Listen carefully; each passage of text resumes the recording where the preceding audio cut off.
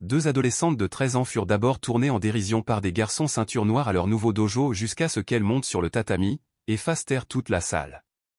Elles n'étaient pas riches, loin de là.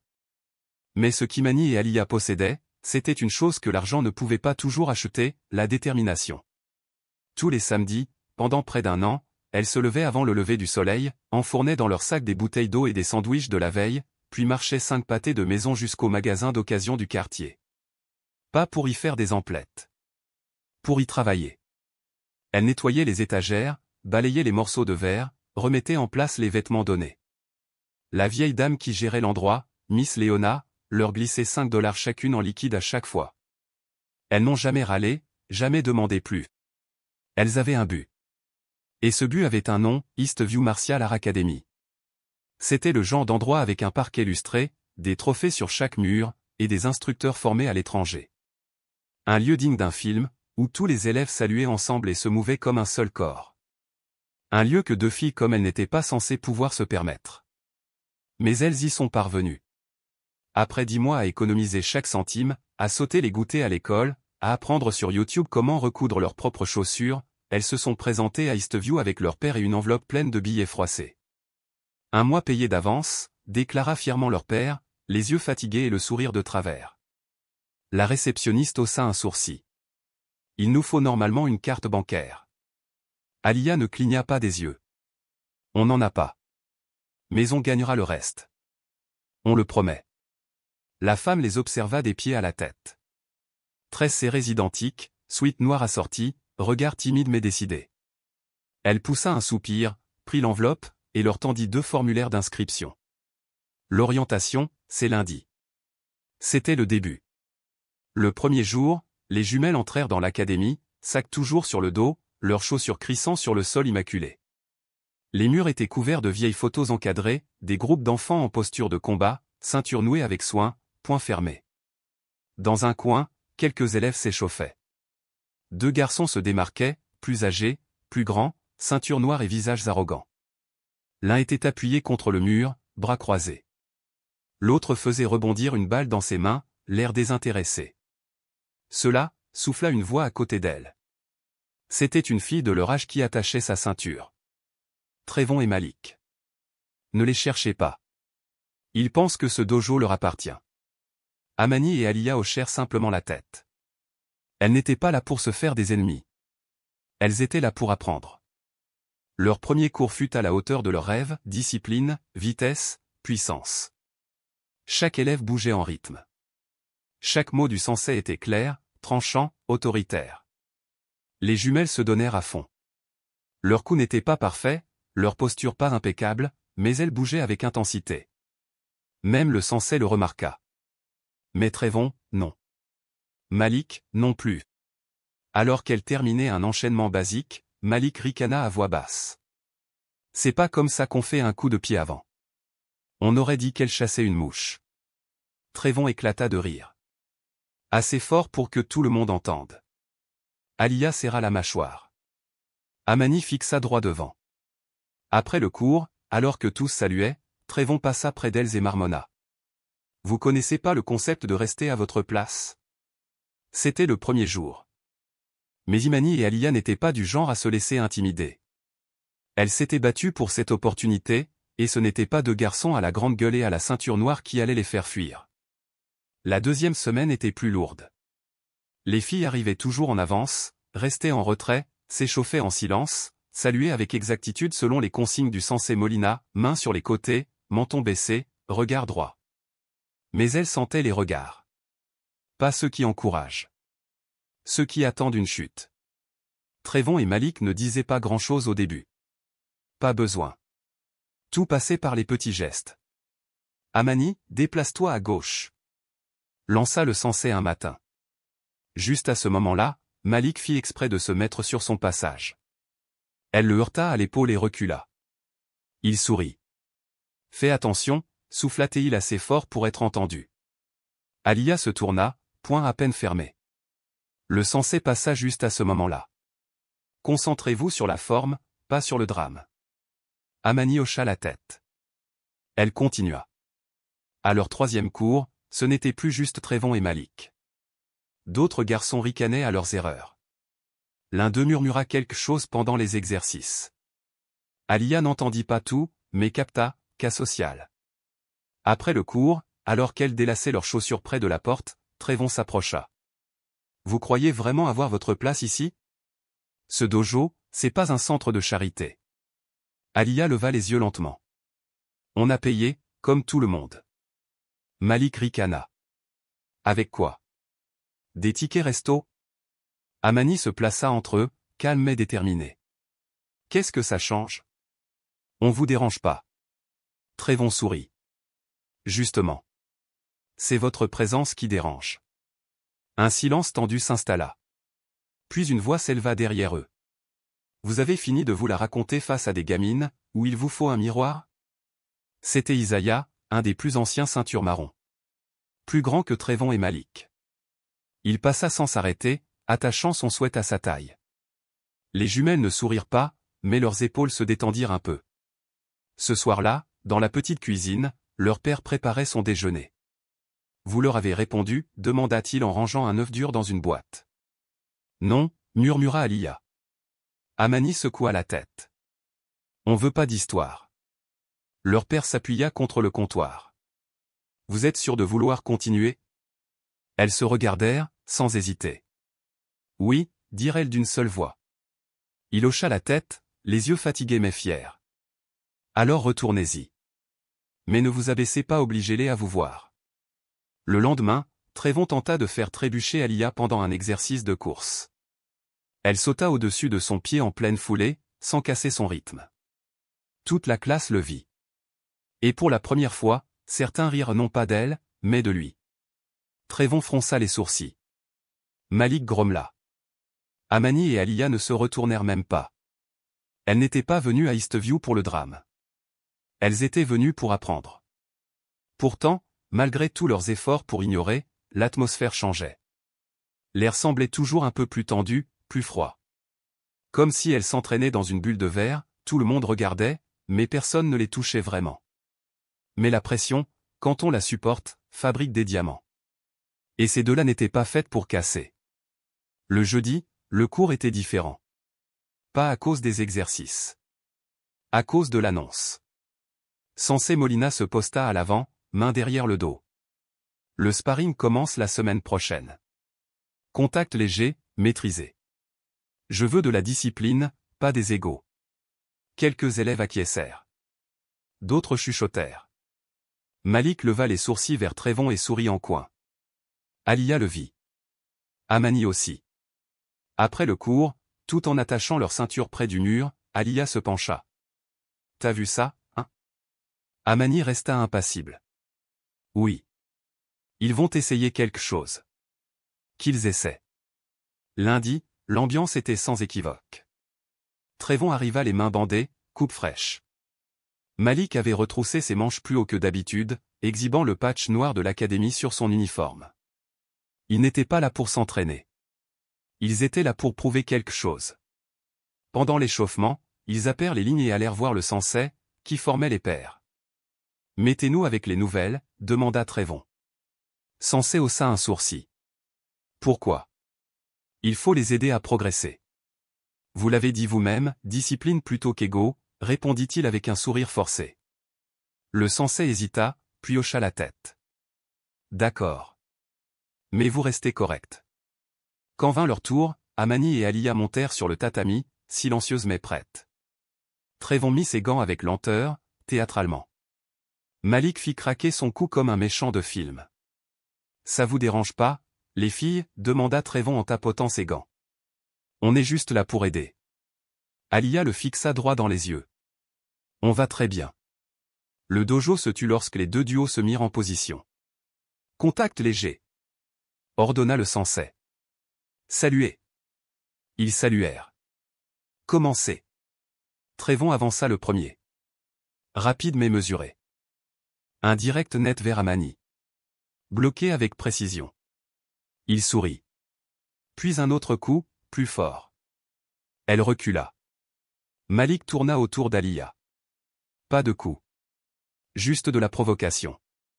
Vas-y, bouge pas comme une statue. Elle ne répondit pas, ajusta ses appuis, les yeux rivés sur son torse. Trévon frappa encore. Cette fois, son poing heurta l'épaule d'Amani plus fort qu'il n'aurait dû. Alia l'entendit. Sa tête se tourna. Malik en profita pour frapper. Son gant effleura le menton d'Alia. Sansé se leva, sans parler. « Regarde devant !»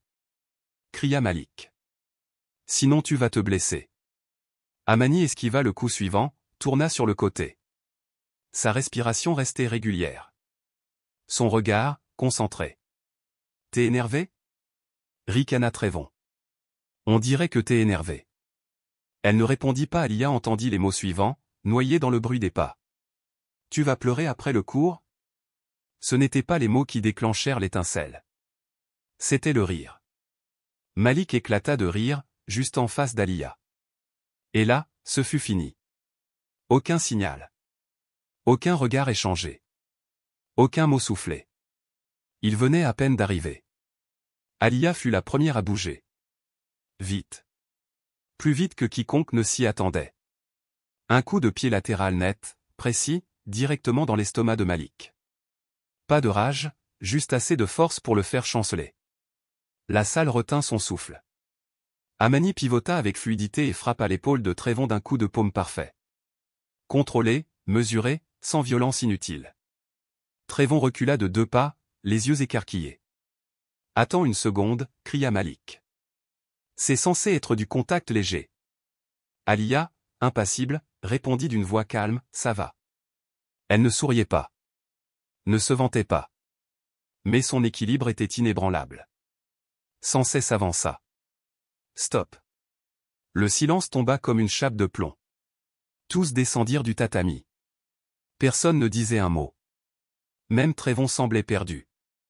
Mais Sansé n'éleva pas la voix. Il regarda simplement Trévon, puis Malik. J'ai dit contrôle.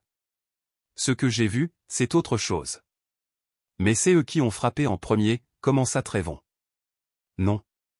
Sansé le coupa net. Elles ont répondu. Il se tourna vers les filles. Allez boire un peu d'eau. Elles saluèrent, quittèrent le tatami. Pas trop vite, pas trop lentement. Et le silence qu'elles laissèrent derrière elles en disait plus que n'importe quel discours. Mais le respect ne s'installe pas seulement dans le silence. Il se construit dans ce qui vient après.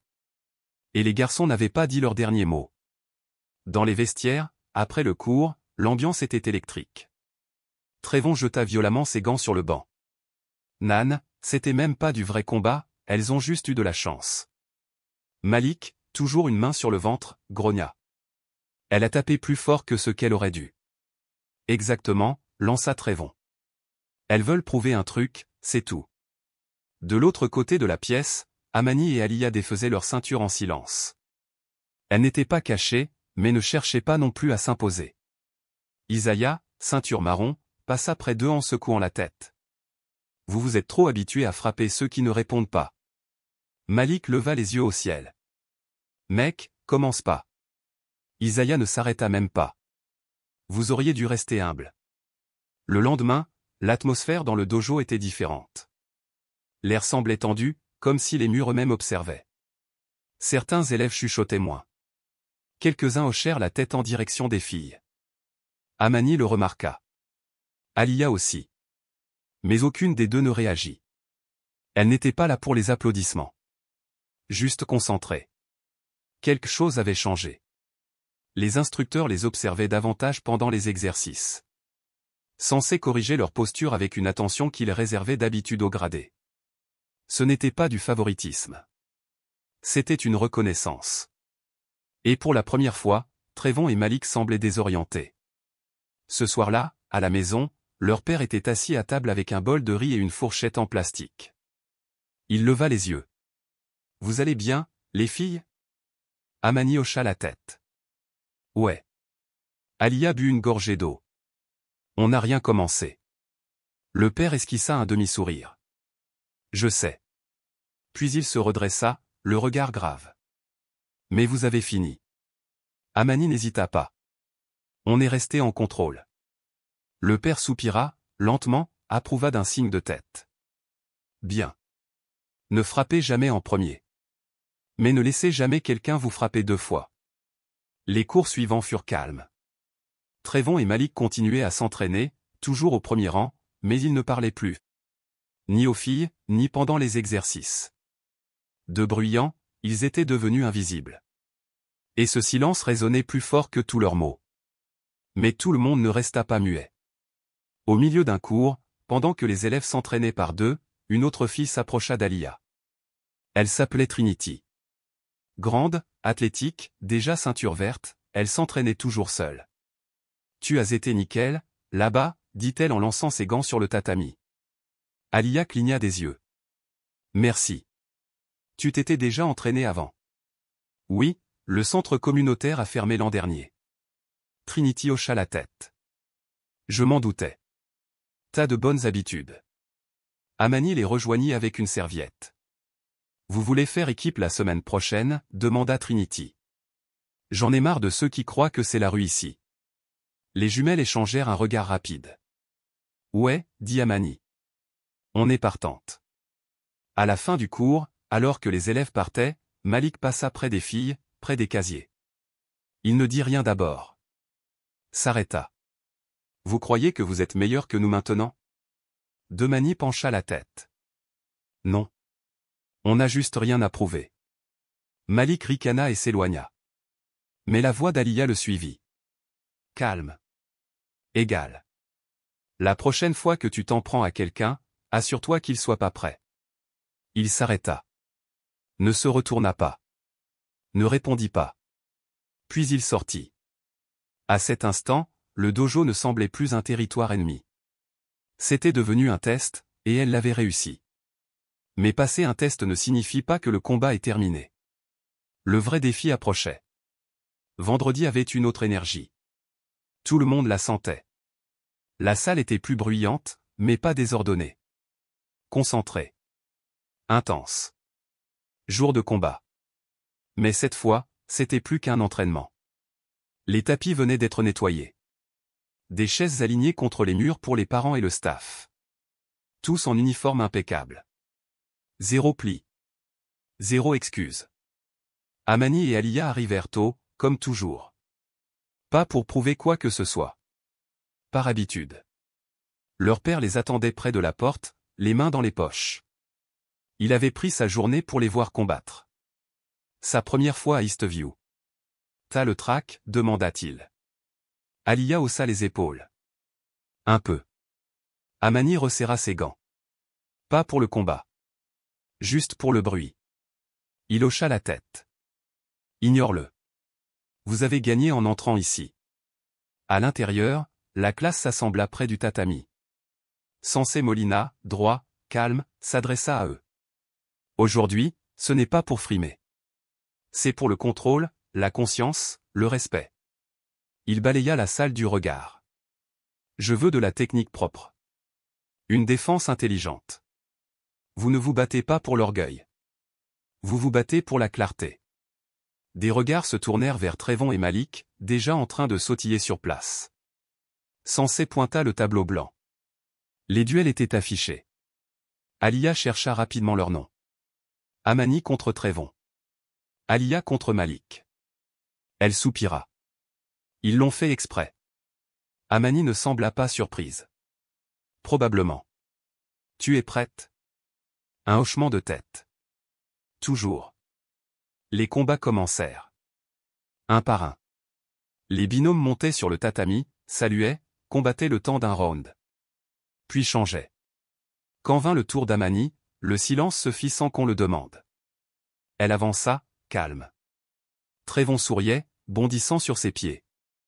Voyons si ton coup de chance marche encore aujourd'hui. Amani ne répondit pas. Elle salua. Sensei acquiesça. Combat. Trevon attaqua vite. Un direct du droit, puis un crochet. Amani esquiva, répondit d'un coup de pied bas bien placé. Pas fort, mais net. Il cligna des yeux. Elle avança de nouveau. Il frappa encore. Elle se baissa, tapa légèrement ses côtes d'un coup de paume. Efficace. Silencieuse. Le public commença à murmurer. Même certains instructeurs se penchèrent. Les coups de Trévon devenaient brouillons. Trop rapides. Trop forts. Amani, elle, fluide, esquivait comme si elle lisait un livre. Puis un balayage net. Son pied crocheta la cheville de Trévon. Il tomba doucement. Pas de fracas. Pas d'humiliation. Juste un message. Le buzzer retentit. Fin du match. Trévon se releva lentement, haletant. Ne dis rien. Sensei fit un signe à Amani. Bien joué. Contrôle. Elle salua, se retira. Alia était déjà là, gants serrés, visage impassible. Malik ricana. Amani n'est pas toi. Elle est douce. Toi, t'es brouillon. Alia le fixa droit dans les yeux. Tu parles trop. Combat, dit Sensei. Malik lança l'assaut. Rapide. Des coups spectaculaires. Il voulait sa revanche. Mais Alia ne recula pas. Elle resta près de lui, stable. À chaque frappe, elle bloquait juste assez. Et quand l'ouverture vint, elle l'utilisa. 1. Direct dans le plastron. 2. Léger coup de coude à l'épaule. 3. Rotation et coup de pied arrière qui le déséquilibra. Pas violent. Juste précis. Il tenta une nouvelle attaque. Alia para, s'abaissa, balaya son pied arrière. Il s'écroula, regarda le plafond comme s'il l'avait trahi. Le buzzer retentit. Fin du combat. Elle ne leva pas les poings. Ne sourit pas. Elle partit comme si c'était banal. La salle resta silencieuse. Mais ce n'était pas de la surprise. C'était du respect. Sensei balaya la salle du regard. Voilà ce que c'est, un vrai combat. Même Trévon et Malik restèrent muets. Assis au bord du tatami, tête basse, reprenant leur souffle. Pour la première fois, on sentait que les jumelles ne se battaient pas pour prouver quoi que ce soit. Elles rappelaient juste qu'elles avaient toujours été là. Dehors, leur père les attendait avec une bouteille d'eau et un regard qu'elles n'avaient vu qu'une fois. Après l'enterrement de leur mère, quand il les avait serrées dans ses bras et dit « Vous avez plus de feu que la plupart des hommes que j'ai connus. » Là, il dit simplement « Vous étiez redoutable. » Alia sourit. Amani lui donna un coup d'épaule. On verra bien qui nous traitera encore d'assistés. Mais un combat comme celui-là ne change pas juste les regards. Il ébranle les habitudes. Et ces habitudes allaient, à leur tour, être mises à l'épreuve. Le lundi suivant avait un goût plus lent. Pas fatigué, juste plus calme. Comme si le dojo lui-même retenait son souffle, attendant de voir ce qui allait se passer. Plus aucun commentaire pendant les échauffements. Plus de fausses toux pour couvrir des rires. Même les enfants qui ignoraient autrefois Imani et Alia leur faisaient désormais de la place en les croisant. Trinity donna un coup de poing amical à Alia avant les exercices. C'était propre, vendredi. Vraiment propre. Alia hocha la tête, repoussant une tresse qui tombait devant son visage. Merci. Amani se plaça à côté d'elle, ajustant sa posture. On n'a pas fini. Pas même commencé. Sensei Molina demanda à tout le monde de se mettre en binôme. D'abord les exercices, ensuite un sparring léger. Cette fois, les duos semblaient différents. Pas de coïncidence, pas de mise en scène. Trévon et Malik furent envoyés de part et d'autre de la salle. Mais avant que Malik ne bouge, Sensei intervint. En fait, Malik, Trévon, vous êtes avec moi aujourd'hui. Certains élèves s'arrêtèrent net. Les deux garçons se regardèrent, hésitants. Sensei ne répéta pas. Ils hochèrent la tête et le suivirent. Les jumelles firent les exercices avec Trinity. L'énergie entre elles était fluide. Pas de frime, pas de drame, juste de la technique et du timing. Chaque blocage, chaque transfert de poids, chaque coup de pied semblait couler de source, comme si elles s'entraînaient ensemble depuis des années. Pendant la pause, Alia s'adossa au mur, une serviette sur l'épaule. C'est étrange, dit-elle. Quoi, demanda Trinity. De ne pas être fixé comme si on n'avait rien à faire ici. Trinity rit doucement. Vous avez rendu difficile le fait de douter de vous. Amani s'assit à côté d'elle. Le doute ne nous a jamais dérangés. On s'est entraîné dans bien pire. Pendant ce temps, au fond de la salle, Sensei travaillait avec Trévon et Malik. Ce n'était pas tendre. Ils avaient le visage rouge, transpiraient plus que d'habitude, contraints de ralentir chaque mouvement. Pas de raccourci, pas d'excuses, dit Sensei alors que Malik tentait de forcer un blocage. La technique, ce n'est pas la force. C'est le contrôle. Et tu n'en as aucun. Il se tourna vers Trevon. Tu crois que la confiance vient en rabaissant les autres, mais non. Elle se gagne dans le silence, quand personne ne regarde, et que tu te présentes quand même. Les deux garçons respiraient fort. Aucun ne leva les yeux. Sensei se posta entre eux.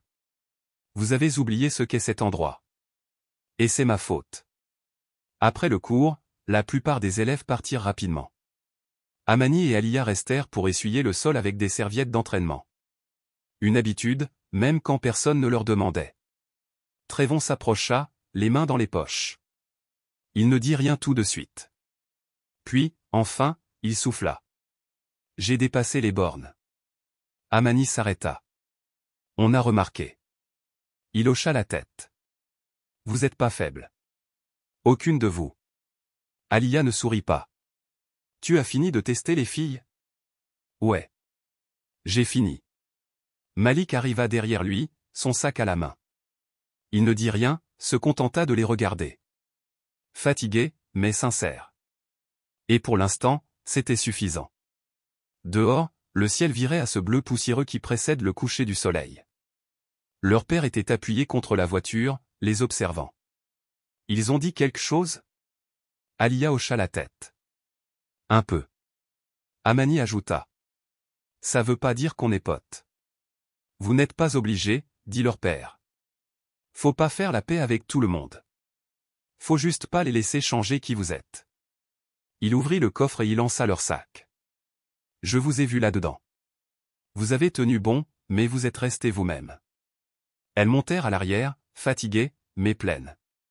Pas pleines comme après une victoire, non. Pleines comme quand quelque chose trouve enfin sa juste place.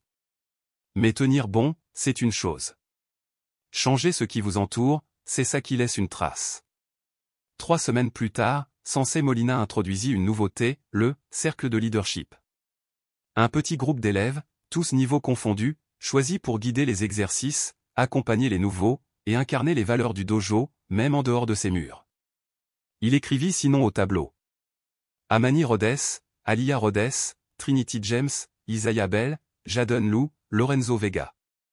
Un instant de silence. Des chuchotements, des regards, puis à nouveau le calme. Aliyah se pencha vers sa sœur. T'as vu ça? Je l'ai vu avant qu'ils finissent d'écrire. Trevon et Malik étaient en retrait. Aucune réaction. Pas comme avant. Ils observaient simplement. Après le cours, les jumelles restèrent avec les autres. Le groupe de leadership se réunit dans un coin. Tapis roulé, banc rapproché. Sensei parla peu. Il les laissa s'exprimer. Isaiah commença. Beaucoup de nouveaux arrivent. Certains sont déjà nerveux. Trinity ajouta. Il faut s'assurer qu'ils ne se sentent pas comme nous au début, certains d'entre nous. Elle jeta un regard à Aliyah, qui répondit d'un regard complice. Amani leva la main. On devrait varier les partenaires plus souvent, pas juste selon la ceinture, mais selon le style de mouvement. Sensei hocha la tête. Bien. Continuez. Il ne faisait plus que pratiquer. Il façonnait l'espace. En partant, Malik arrêta Aliyah près du distributeur. Il dit simplement. Tu l'as mérité. Elle le regarda, puis la machine. Je cherchais pas ton approbation. Il eut un demi-sourire. Je sais. Je dis juste que je le vois maintenant. Cool, dit-elle en s'éloignant. Pas impoli. Juste vrai. Ce week-end-là, Amani et Aliyah retournèrent à l'ancien centre communautaire. Fermé, poussiéreux. L'enseigne fanée. Plus personne ne s'y entraînait. Mais elles avaient apporté leur propre tapis, leurs gants, leur enceinte. Tu te souviens comme c'était bruyant ici, dit Aliyah en posant son sac. Amani hocha la tête. On trébuchait sur les carreaux fissurés en essayant de faire des coups de pied. Elles rirent. Puis s'entraînèrent. Pas pour le dojo. Pas pour les ceintures. Juste pour elles. Au printemps, Eastview avait changé. Les nouveaux étaient accueillis comme une famille. Les filles n'étaient plus mises à l'écart ni sous-estimées. Et quand quelqu'un devenait trop arrogant pendant un exercice, la salle elle-même remettait les choses en place, avant même que l'instructeur n'intervienne. Amani et Alia ne dirigeaient pas l'endroit. Elles n'avaient pas besoin de le faire. Elles étaient l'endroit. Solides, précises, toujours en mouvement, toujours en maîtrise. Un jour, Sensei Molina les appela à part après le cours. « Vous savez pourquoi je vous ai choisi pour le cercle de leadership ?» Elles haussèrent les épaules. Parce que le respect n'a rien à voir avec le grade. C'est lié à la manière dont vous portez les autres. Surtout quand personne ne regarde. Il sourit, pour la première fois sincèrement. Vous avez changé cette salle. Et vous n'avez jamais élevé la voix pour le faire. Ce jour-là, dehors, alors que le soleil se couchait derrière l'épicerie du coin, les jumelles s'assirent sur le trottoir, sirotant leur gâteauade tiède. C'est encore bizarre, dit Alia. Quoi, demanda Amani. D'être vu. Amani s'appuya sur ses mains. J'aime bien qu'on n'ait pas attendu. On l'a pris. Alia hocha la tête. Sans se plier. Sans faire semblant. Elles restèrent là quelques minutes encore, juste à respirer. Pas de hâte. Leur père arriva lentement, vitre baissée, musique douce. Vous avez fini de changer le monde pour aujourd'hui ? Amani se leva, souriante. Pour l'instant. Certaines batailles ne se font pas avec les poings. Elles se gagnent dans le silence, dans ces endroits où l'on te dit que tu n'as pas ta place. Et quand tu les gagnes, tu ne gagnes pas juste le respect. Tu apprends aux autres à comment l'accorder. Si cette histoire te rappelle tes propres batailles silencieuses à l'école, au travail, à la maison, retiens ceci, tu n'as besoin de la permission de personne pour occuper l'espace. Que tes efforts parlent plus fort que leurs doutes. Et si tu t'es déjà retrouvé de l'autre côté, à juger quelqu'un juste parce qu'il est différent, fais une pause. Remets-toi en question. La vraie force ne rabaisse pas. Elle élève. Partage cette histoire avec quelqu'un qui a besoin de s'en souvenir.